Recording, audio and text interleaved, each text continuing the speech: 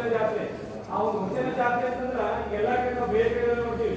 ಜಾತ್ರೆ ಅಂದ್ರೆ ತೇರು ಎಳೆಯೋದು, ಮತ್ತೊಂದು ಜಾತ್ರೆ ಅಂದ್ರೆ ಬರೀ ತಿಂಡಿ ತಿನಿಸುಗಳಿರೋದು, ಅದು ಇದು. ಈ ವಚನ ಜಾತ್ರೆ ಲಿಂಗೈಕ್ಯ ಚನ್ನಬಸವ ಪಟ್ಟದೇವರ ಜೀವನ ಪರ್ಯಂತ ಏನ ಆಚರಣೆ ತಂದ್ರು, ಯಾವ ರೀತಿ ಬಸವ ತತ್ವ ನುಡಿದರೆ ಮುತ್ತಿನ ಆಹಾರ ತಿನ್ನಬೇಕು ಅಂತ ಹೇಳಿ ವಚನಗಳು ಹಂಗೆ ನುಡಿದಂತೆ ನಡೆದ ಅವ್ರ ಜೀವನದಾಗ ಏನ್ ವಚನಗಳವ ಅದರಂತೆ ಅವರು ಜೀವನ ನಡೆಸು. ಎಲ್ಲ ಸರಳ ಜೀವನ ನಡೆಸಲ್ಲ. ಅದೇ ರೀತಿ ಅದಕ್ಕೆ ಲಿಂಗೈಕ್ಯ ಚನ್ನಬಸವ ಪಟ್ಟದೇವರು ಏನ್ ಕರೀತಾರೆ, ಕಲ್ಯಾಣ ನಾಡಿನವನ್ನು ನಡೆದಾಡುವ ದೇವರು ಅಂತ ಕರೀತಾರೆ. ಶಿವಕುಮಾರ ಸ್ವಾಮಿಗಳು ಕುಂಕೂರು ಗೊತ್ತಲ್ಲ ಸಿದ್ಧಗಂಗೆ. ಅದೇ ರೀತಿ ಯಾವ ರೀತಿಯಾಗಿ 109 ವರ್ಷ ಏನೋ ಬದುಕಿದ್ರು, ಬಾಳ ಬದುಕಿಲ್ಲ. ಅದೇ ರೀತಿ ನಮ್ಮ ಲಿಂಗೈಕ್ಯ ಚನ್ನಬಸವ ಪಟ್ಟದೇವರು ಭಾರತೀಯ ಮಠದ ಚನ್ನಬಸವ ಪಟ್ಟದೇವರು ಸಹ 108 ವರ್ಷಗಳ ಕಾಲ ಜೀವನ ಒಂದು ಕಾರ್ಯವನ್ನ ಮಾಡಿದ್ರು. ಅವರು ಈ ಒಂದು ಭಾಗದಲ್ಲಿ ಕನ್ನಡ ಈ ನಿಜಾಮನ ಒಂದು ಆಳ್ವಿಕೆಯಲ್ಲಿದ್ದು, ಹೈದರಾಬಾದ್ ನಿಜಾಮನ ಆಳ್ವಿಕೆಯಲ್ಲಿದ್ದು, ಈ ನಾವೆಲ್ಲ ಕನ್ನಡ ಮಾತಾಡ್ತಾ ಇದೀವಿ, ಕನ್ನಡ ಇದ್ದು ಕಾರಣ ಯಾರಂತಂದ್ರೆ ಲಿಂಗೈಕ್ಯ ಚನ್ನಬಸವ ಪಟ್ಟದೇವರು. ಮತ್ತೆ ಈ ಗಡಿ ಭಾಗದ ಎಜುಕೇಶನ್ ಏನು ಇದ್ದಿಲ್ಲ ರೀ, ಹೊರಗಡೆ ಉರ್ದು ಬೋರ್ಡ್ ಹಾಕಿ ಒಳಗಡೆ ಕನ್ನಡವನ್ನ ಕಲಿಸಿದ್ರು, ಕನ್ನಡ ಉಳಿದ್ರು. ಮತ್ತೆ ಅವಾಗೇನಂದ್ರೆ ಎಜುಕೇಶನ್ ಕ್ರಾಂತಿಯನ್ನ ಮಾಡಿದ್ರು. ಬಹಳ ದೊಡ್ಡ ದೊಡ್ಡ ವ್ಯಕ್ತಿಗಳೆಲ್ಲ ಮಠದಲ್ಲ ಕ್ರಾಂತಿ ವಿಷಯ ಬೇಡ, ಅವಾಗ ಬಹಳ ದೊಡ್ಡ ಶ್ರೀಮಂತ ಮಠ ಏನಿದ್ದಿಲ್ಲ.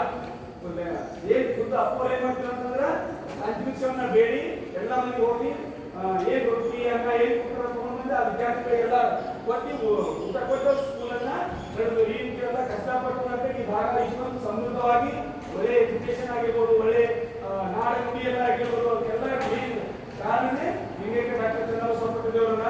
ಅವರೆಲ್ಲ ಶಾಂತಿವರ್ಧಕ ಶಿಕ್ಷಣ ಸಂಸ್ಥೆಯನ್ನ ಆ ಹೆಸರಲ್ಲಿ ಶಿಕ್ಷಣ ಸಂಸ್ಥೆಯನ್ನು ಸ್ಥಾಪನೆ ಮಾಡಿದ್ರು. ಇವತ್ತೆಲ್ಲ ಶಾಂತಿವರ್ಧಕ ಶಿಕ್ಷಣ ಸಂಸ್ಥೆ ನಾವೆಲ್ಲ ನೋಡ್ತೀವಿ.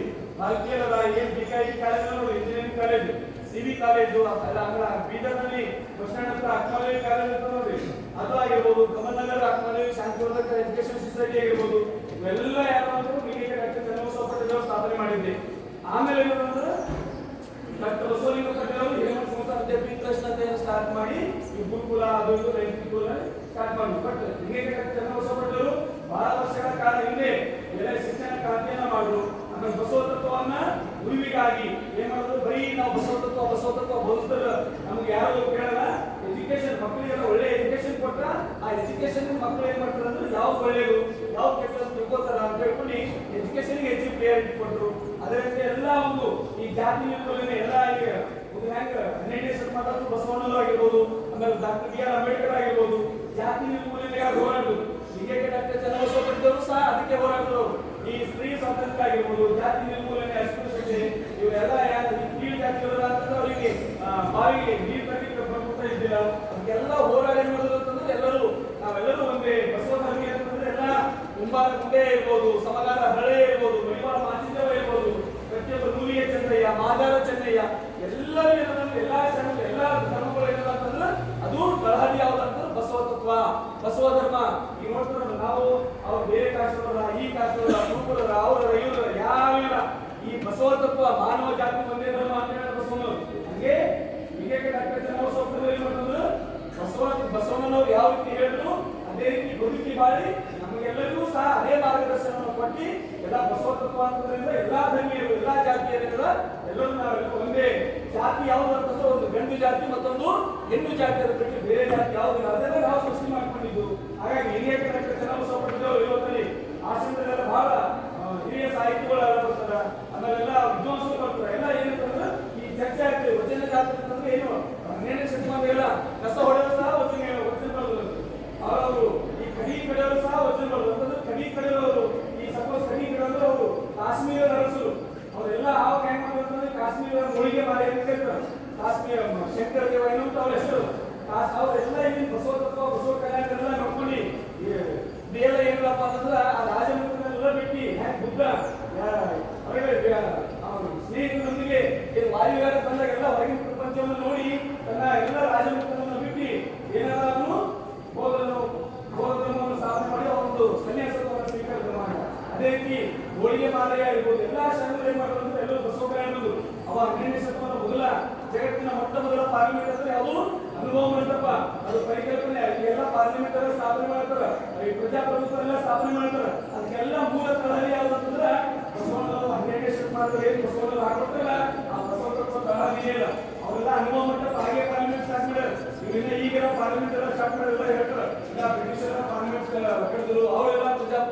ಕೊಟ್ಟು ಇಲ್ಲ ನಿರ್ಣಯ ಶತಮಾನದಾಗ ಏನು ಬಸವಣ್ಣ ಪ್ರಜಾಪ್ರಭುತ್ವ ಕೊಟ್ಟು ಅನುಭವ ಮಂಟಪದ ಸ್ಥಾಪನೆ ಮಾಡಿದ್ರು. ಆ ಅನುಭವ ಮಂಟಪದೆಲ್ಲ ಏನಿರ್ತಂದ್ರ ಕಾಯಕ ದಾಸೋಹ ಪ್ರಸಾದ ಮಾಡೋದು ಎಲ್ಲ ಕಾಯಕ ಮಾಡೋದು ಕೆಲಸ ಮಾಡಬೇಕು, ಬಂದಂತೆಲ್ಲ ದಾಸೋಹ ಮಾಡಬೇಕು. ಅದೇ ತತ್ವವನ್ನ ನಮ್ಮ ಚನ್ನಬಸವ ಪಂಡಿತರು ಅವ್ರ ಜೀವನ ಉದ್ದಕ್ಕೂ ಅವರು ಅದೇ ರೀತಿ ಸ್ಥಾಪನೆ ಇರೋದೆಲ್ಲ ಫ್ಯೂಚರ್ ಭಾಳ ಸಿಂಪಲ್ ರೀ. ಅವ್ರು ಬರೀ ನಾವು ಭಾಳ ದೊಡ್ಡ ಗೂಗಲ್ ಅಂತ ಏನೋ ಮಾಡ್ಕೊಂಡಿಲ್ಲ. ಅವ್ರು ಭಾಳ ಸಿಂಪಲ್. ಒಂದ್ಸಲ ಅವರು ನೂತನ ಅನುಭವ ಮಂಟಪ ಸಂಸ್ಥಾಪಕರು ಸಹ ಚನ್ನಬಸವ ಪಂಡಿತರೇ. ನಿರ್ಣಯ ಶತಮಾನದ ಅನುಭವ ಮಂಟಪ ಇತ್ತು, ಅದೆಲ್ಲ ಏನಾಗಿತ್ತು ಅಂದ್ರೆ ಧ್ವಂಸ ಹೋಗಿತ್ರಿ. ಮತ್ತೆ ಅದಕ್ಕೆ ಏನ್ ಮಾಡಿದ್ರು ಜೀವ ತುಂಬಿದವರು ಹೀಗೆ ಡಾಕ್ಟರ್ ಚನ್ನಬಸವ ಪಂಡಿತರು ಮತ್ತೆ ನೂತನ ಅನುಭವ ಮಂಟಪವನ್ನು ಸ್ಥಾಪನೆ ಮಾಡಿದ್ರು. ಸ್ಥಾಪನೆ ಮಾಡಿ ಈಗ ಗೌರ್ಮೆಂಟ್ ಕಡೆಯಿಂದ 600 crore ಏನಾಗಿದೆ ಬಜೆಟ್ ಬಂದದ. ಮತ್ತೆ ಹೊಸ ಅನುಭವ ಮಂಟಪ ಸ್ಥಾಪನೆ ಆಗ್ತಾ ಇದೆ. ಆ ಅನುಭವ